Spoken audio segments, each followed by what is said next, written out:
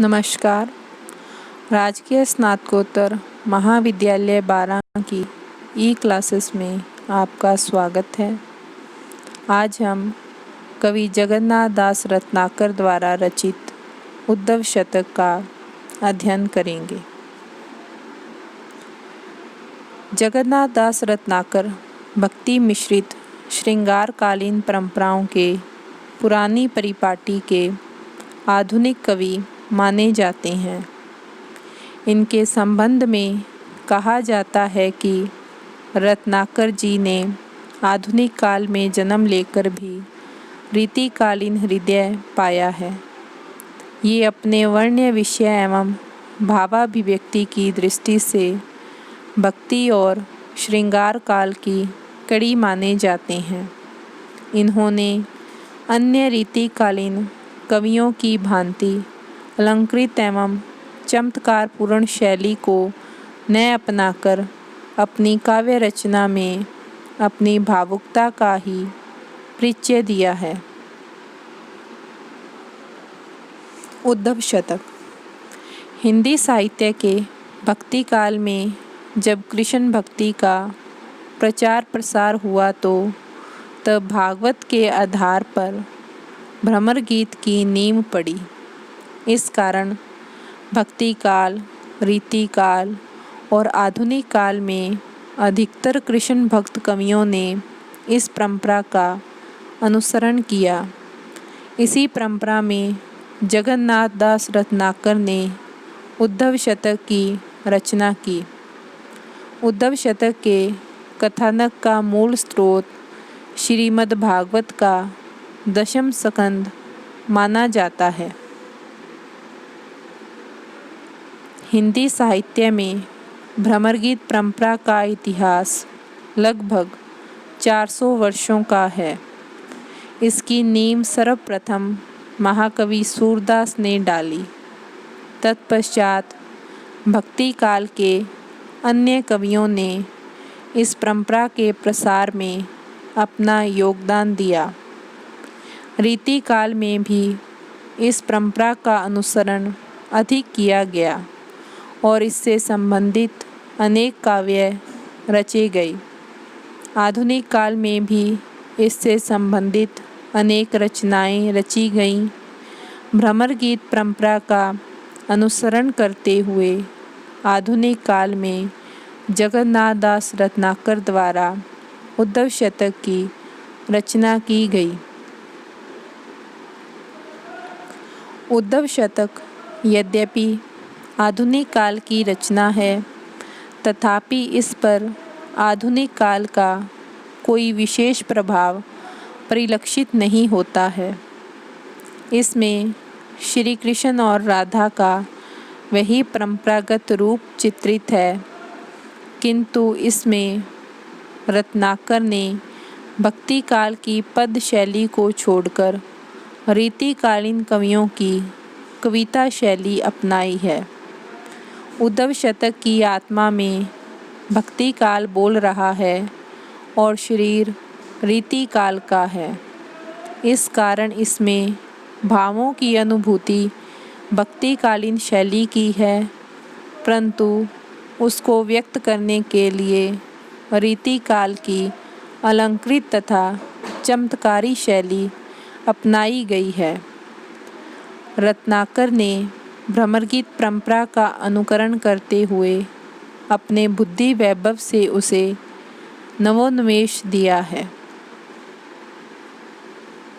उद्धव शतक का कथानक हिंदी साहित्य की अन्य भ्रमर गीत रचनाओं के समान उद्धव शतक की कथा वस्तु का मूल स्रोत श्रीमद् भागवत है। उद्धव शतक एक उपलम्ब काव्य है जिसमें गोपी उद्धव संवाद के रूप में निर्गुण सगुण के परंपरागत मतभेद का चित्रण हुआ है। भागवत में भगवान की भक्ति से संबंधित अनेक आख्यान समाविष्ट हैं। श्रीमद् भागवत के दशम स्कंद में 36वें और 47वें अध्याय में यही कथा आई है जो कृष्ण भक्त कवियों के मधुर गीतों का आधार बनी। भागवत में गोपी उद्धव संवाद से संबंधित कथानक काफ़ी विस्तृत और रोचक है। उस कथानक का सार यह है कि मथुरा में रहते हुए श्री कृष्ण ने एक बार अपने प्रिय मित्र उद्धव से कहा कि तुम ब्रज में जाओ और बाबा नंद तथा माता यशोदा को प्रसन्न करो।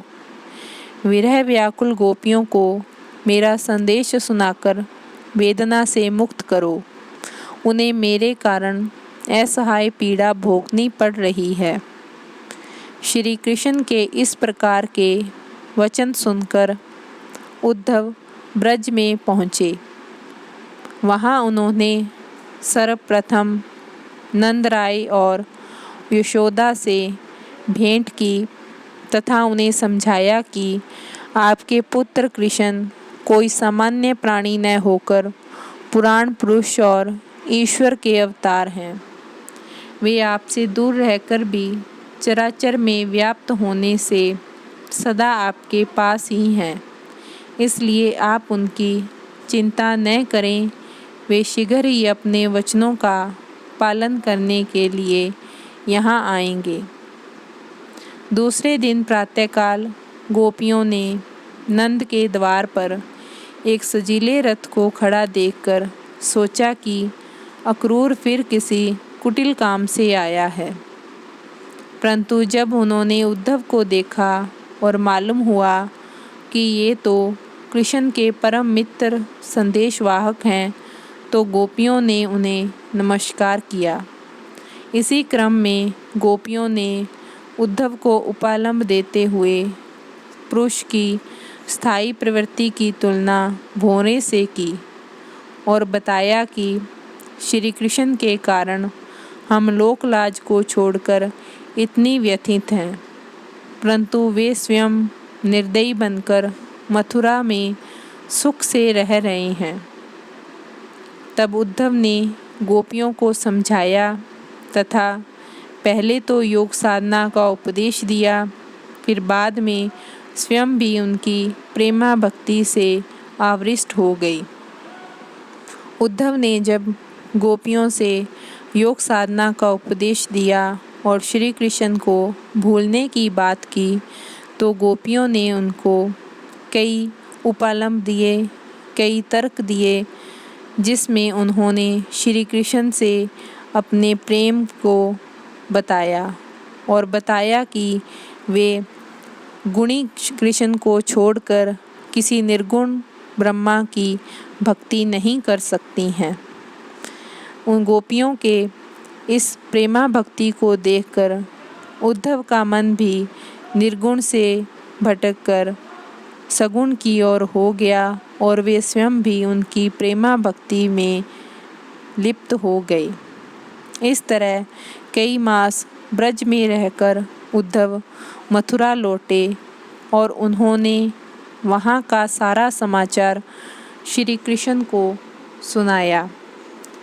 ब्रज से जो प्रेमोपहार वे लाए थे, वे सब श्री कृष्ण, बलराम और उग्रसेन को दे दिए। उद्धव शतक में यह कथा श्रीमद् भागवत के अनुसार ही है।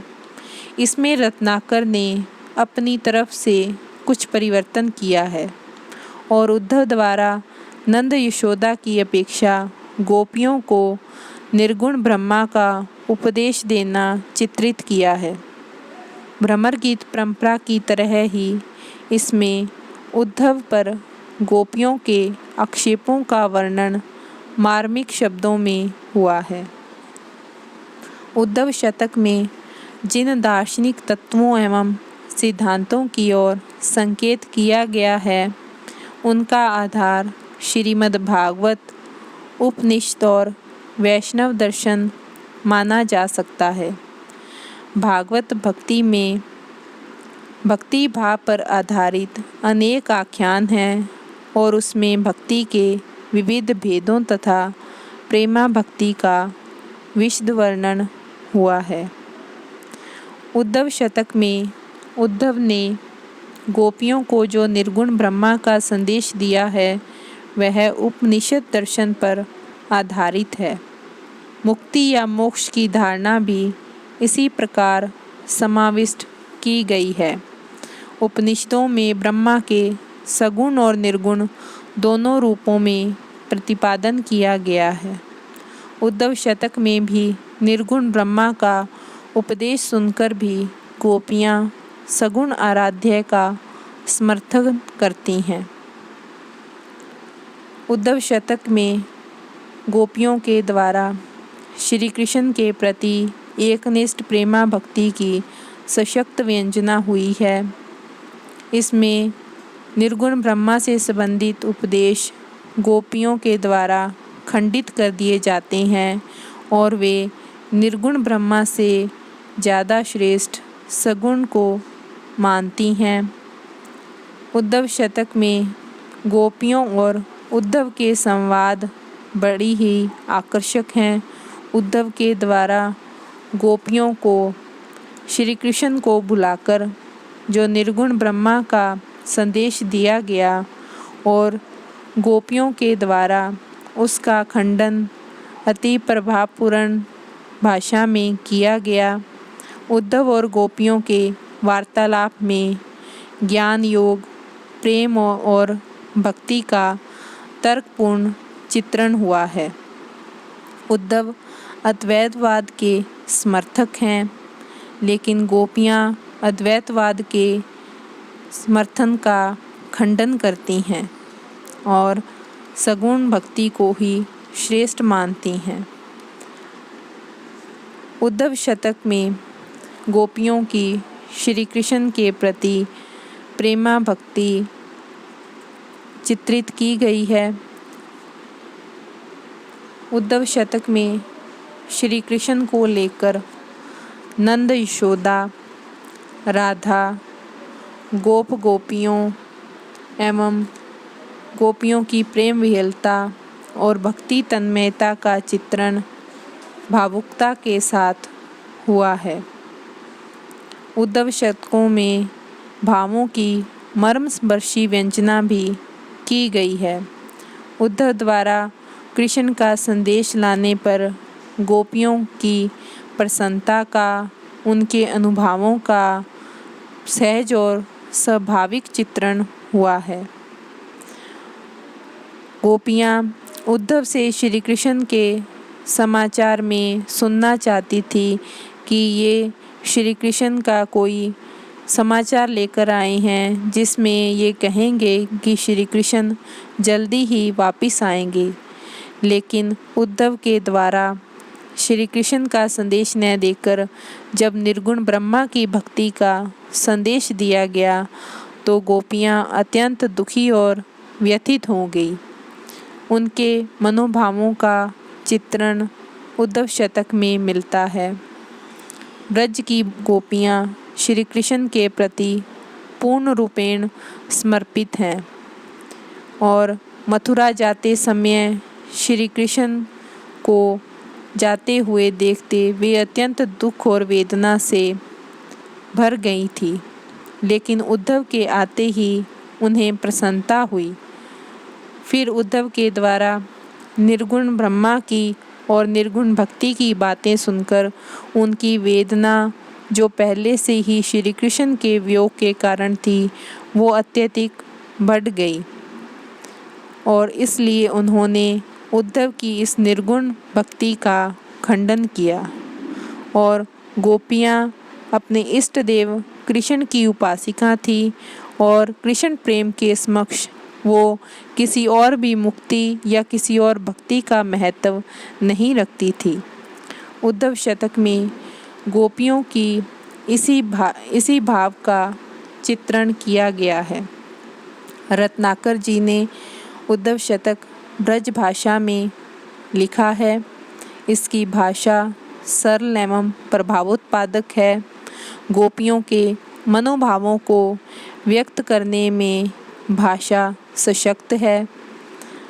भाषा का जो रूप निखर कर सामने आया है उसमें रोचकता है, व्यंग्यात्मकता है और ध्वन्यात्मकता और लाक्षणिकता के भी दर्शन होते हैं।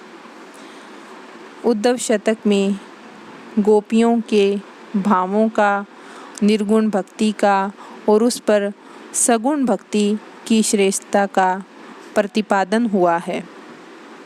प्रतीकों के माध्यम से भी ज्ञान की अपेक्षा सगुण भक्ति को अधिक महत्व उद्धव शतक में दिया गया है। गोपियाँ श्री कृष्ण से अपने अनन्य प्रेम का परिचय उद्धव को देती हैं। उद्धव इसी कारण गोपियों के इस अनन्य प्रेम को देखकर अंत में खुद उसी प्रेमा भक्ति में लीन हो जाते हैं। उद्धव शतक का प्रतिपाद्य भी भक्ति की महत्ता का प्रतिपादन करना ही है। जगन्नाथ दास रत्नाकर ने आधुनिक काल का कवि होते हुए भी ब्रज भाषा में उद्धव शतक की रचना की।